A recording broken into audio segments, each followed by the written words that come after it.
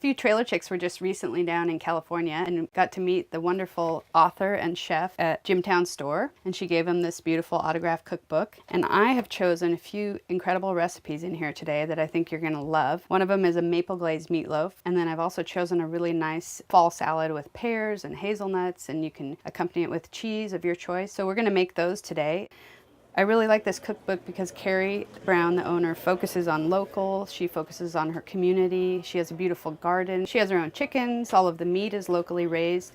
And she's really kind of integrating the whole community there and the vineyards. And it's a really neat place to visit. And if you ever get the chance to go to Healdsburg, California, make sure you go to Jimtown and have a delicious meal and drop in and see Carrie. I think you'll have a great time. So this meatloaf is delicious and different. It doesn't have just the usual ingredients. It's got bacon and it's glazed with a maple mustard glaze, which is incredible. So I've started by sauteing chopped up bacon with onions and garlic, and this is really nice and sauteed. So you're gonna wanna do that first and then let it cool down a little bit. A mixture of ground beef, and it's 10% lean, free range, really nice ground beef, and also some ground pork. And the pork will give it a really good flavor and moisture and just make it a nice complex flavor. And to that I will add about a 1/4 cup of fresh crackers. You could use whatever crackers you have. If you don't have crackers, you could use breadcrumbs, just something to give it a little more body. And then we have some fresh chopped parsley. I have some fresh thyme from my herb pot outside. You could use dried thyme if you have that, but fresh is always delicious. A little bit of mustard. This is just the classic dry mustard. And then Worcestershire, a little sprinkling of that. For a little heat, your favorite hot sauce. I happen to like Tapatio, but Tabasco would be great too. Then you could use a mixture of sour cream and milk. You could use a little buttermilk. This is just to kind of moisten up the breadcrumbs and add another layer of flavor and also kind of bind it. So just a little bit of that. I believe that is everything. And then we want to add our onion, garlic, and pepper bacon mixture. This is pepper bacon from the local grocery store. Really delicious.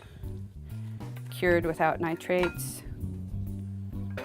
No preservatives. So then we're just going to mix that up. So now I have this mixed really well, but one last thing I need to add is an egg. I'm going to break that into another bowl just to make sure there's no shells or it's not a funky egg. This is a nice free range egg, which if you have the choice, I would go for a free range egg. You'll notice in the flavor and the texture, they're usually a lot fresher. They just taste richer. Maybe you have a friend who has chickens and they'll give you a few eggs, which is great.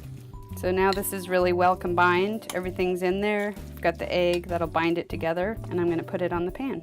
Cooking in the loaf pan and the juice is boiling around it, which can kind of toughen it up. This is a great way to bake it, and it bakes it more evenly, and you get a more tender meatloaf. Oh, and salt and pepper, don't forget that. About a teaspoon of, I'm using kosher salt, and 1/2 teaspoon of ground pepper.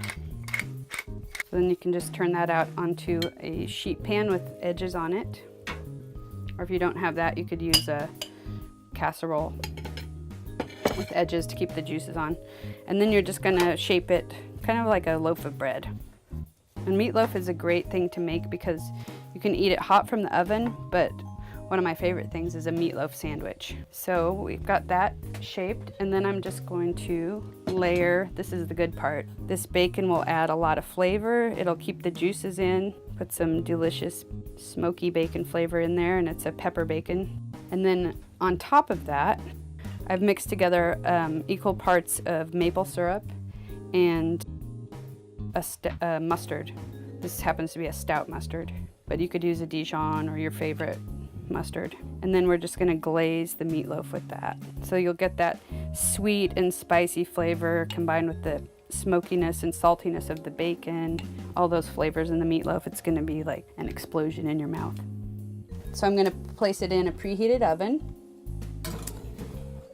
And this will take about, depending on the size and how hot your oven is, I have it about 375. It should take about 25 to 30 minutes to cook this meatloaf. if I'm doing something in the oven, I want to also do whatever's going to go with it in the oven as well. So I'm going to do some roasted vegetables. Really neat thing that I found out about Carrie is her office is a beautifully restored vintage trailer, which I think is so cool, and it sits right in the middle of her garden. It's kind of her oasis. To roast vegetables, it's one of the simplest way to cook vegetables.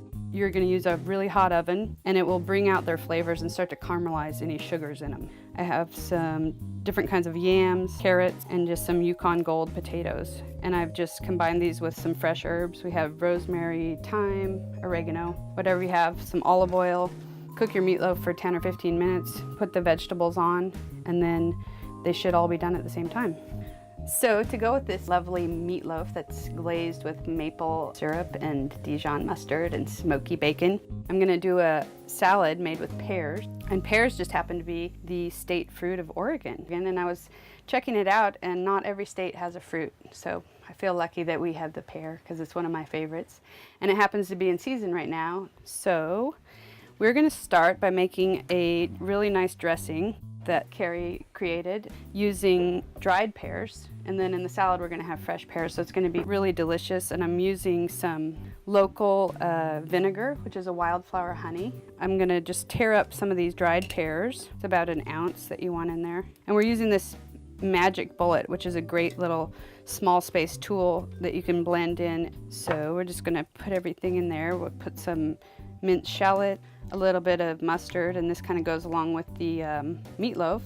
Same stout mustard, and some of this honey vinegar, which the honey I thought would be a really good complement to the pears and the hazelnuts. A little bit of salt, some pepper, and olive oil. This is a California olive oil. That just all goes in there. Screw the top on. So you just want to pulse it until it's emulsified, which means you bring the oil and the vinegar together. So with this salad, we're doing pears and also hazelnuts. So I'm just gonna slice up the pear.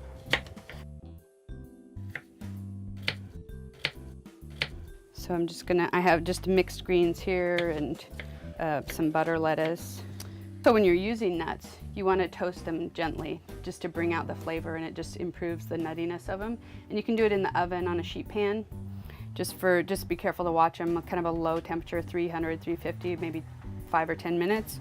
Or you can just do them in a skillet. I'm gonna add those and pour on the dressing, and then we'll toss it.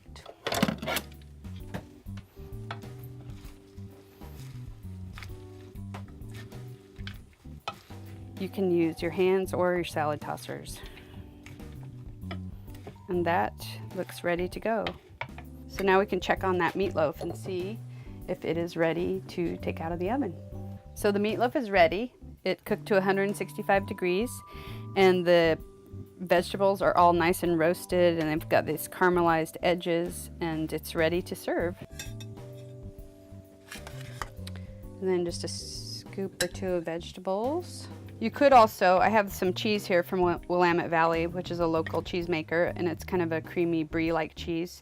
The salad would be really nice with bread and cheese, but I think as is, this would be the perfect meal right here with a glass of wine. For these great recipes from Jimtown Store and more information about the beautiful store in California, please check out TrailerChix.com.